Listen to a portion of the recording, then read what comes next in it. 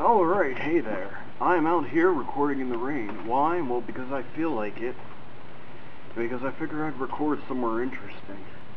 That, and we have horrible lighting in our house. This is the most well-lit place I can possibly get. This video is a response to, oh man, I forget his name. To a gentleman's review on a knife, well, sort of reconsidered review on a knife that he doesn't actually own, but I own it. But for the most part, I could say that most of the stuff you said was pretty accurate.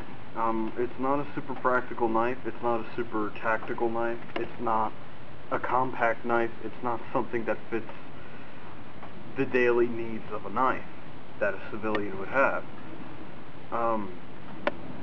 But with that being said, I can still tell you that I EDC it. I carry it every day. I intend on continuing carrying it every day. I mean, that's going to change eventually. I'll explain my philosophy to why I carry this knife later. It's a heavy knife. I mean, there's no getting around it. I mean, like, you think about you go down, you get one of those machetes from Walmart. It's almost the exact same size as the Rajah 1. That's pretty crazy. That's pretty flippin' crazy. The way I justify it is, I mean, the fact of the matter is, I weigh over 200 pounds. Another 13.5 ounces isn't going to kill me. Another thing you slapped on at the very end was that it's not a cheap knife. Well, it's not a cheap knife, but it's not like it's, I mean, it's pretty much cold steel standard for a, you know, not particularly economic knife. And that is that, well, figure it this way. As far as I can tell, your Recon costs between $60 to $70. $60 to $70 for a knife this big. Whereas the Rajah is like $80 to $90 for a knife that big. That's kind of a... I mean, obviously, it's not really size that matters, it's utility that matters, but the Rajah is not particularly expensive. It's not the greatest piercing blade. Yes and no. Like, the issue with the piercing ability of the blade is, when I looked at pictures of this knife, I was thinking, you know, it would have absolutely no piercing capability at all. I was thinking it was just gonna be a dedicated chopper, but I was wrong. I was pleasantly wrong. The thing, I don't even really know quite how to explain this, but that point, I don't think you should underestimate that point. I don't think you're underarmed at all with that point. I think you have plenty in the stabbing department. The only issue I would say with using this as a stabber, it's big, it's bulky, and it's difficult to maneuver. Whereas when you take an extremely light knife and you're working out all the angles, whatever the heck that you're working at, you have a lot more control over the knife. This one works by momentum. So in a way, I feel it actually has an advantage over, oh, say, a stiletto in the stabbing department because it has so much mass behind it. When you're pushing it forward, it's just gonna go.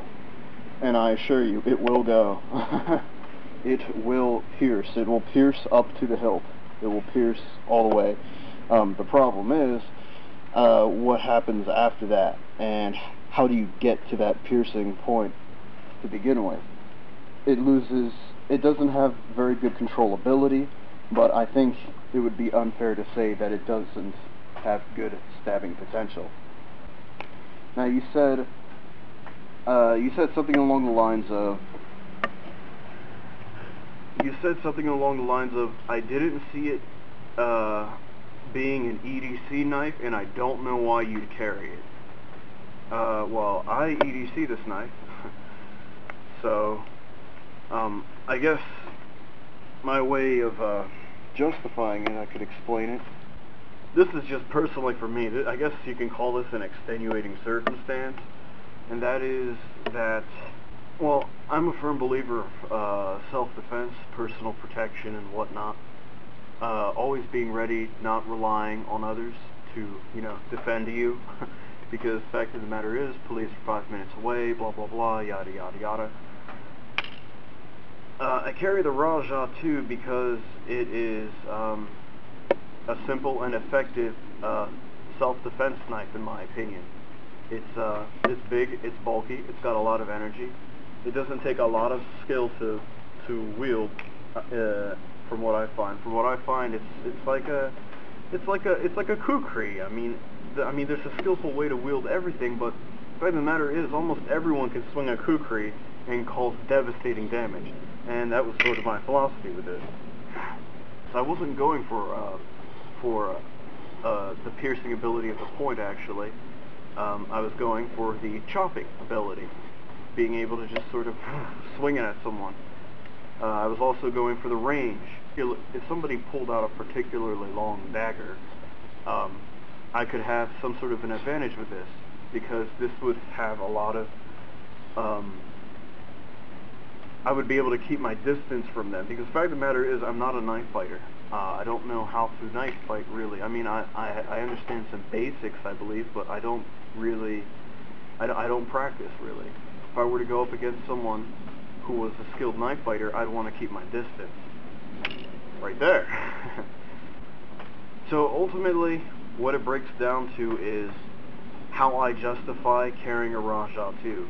Simple. I'm 18. I can't get a license to carry a firearm in my state yet. So until I can get a license to carry a firearm in my state, I want the next best lethal alternative. To me, that's this. The way I think about it is, lots of people carry firearms that are much heavier than this. The Rajah 2 is taking the place of where I would keep a firearm. And in that respect, it doesn't need to be light, because a firearm isn't light. So if anything, it's sort of, I don't know, maybe preparing me for the awkward weight of a firearm on my hip. Anything else that I can say besides that? Well, it's just a fun knife. It really is. I mean, look at it. It's awesome. I mean, look at that. It's a folding kukri. I mean, that's awesome. It feels like a machete in your hand, but like you can carry it with you. It's pretty awesome. And in the state that I'm in, I can carry this. I would live in Pennsylvania.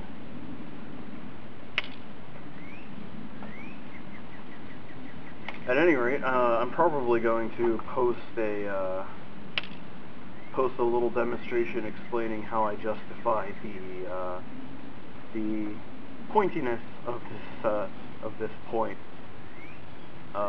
coming up soon, maybe right now.